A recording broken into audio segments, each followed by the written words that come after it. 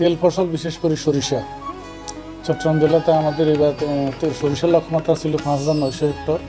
তো আমরা ইতিমধ্যে প্রায় 3,800 হেক্টর আমরা লক্ষ্যমাত্রা অর্জন করতে সক্ষম হয়েছি।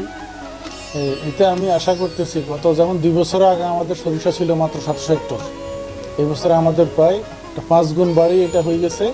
গত বছরের তুলনায় 5 গুণ বাড়ে না, টোটাল 2 বছর আগের তুলনায় আমাদের এখন চট্টগ্রামে প্রায় 3,800 হেক্টর সরিষা উৎপন্ন হয়েছে এবং মাঠের ফসলগুলোর অবস্থা খুবই ভালো। তো আমরা আশা করতেছি যেভাবে বাড়তেছে তেল ফসল, আমরা আগামী বর্তমান সরকার আপনারা সবাই জানেন 3 বছর মেয়াদী একটা লক্ষ্যমাত্রা ঠিক করছে যে প্রতি বছর আমাদের তেল আমদানি ব্যাপার প্রায় সরকারের 28,000 কোটি টাকা প্রদেশের মধ্যে আমাদের খরচ হচ্ছে।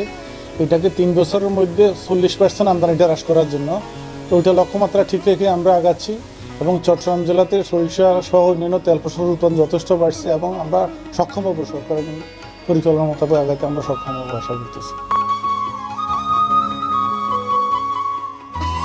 মনে করেন এখানে অনেক জমি পতিত ছিল, এবারে গতবার বাম্পার হওয়ার কারণে এবং ভালো একটা মূল্য পাওয়ার কারণে এবার দ্বিগুণ হয়ে গেছে। আশা করা যাচ্ছে ভবিষ্যতে যে এটা আরও বেশি বাড়বে বলে আমরা আশা করি।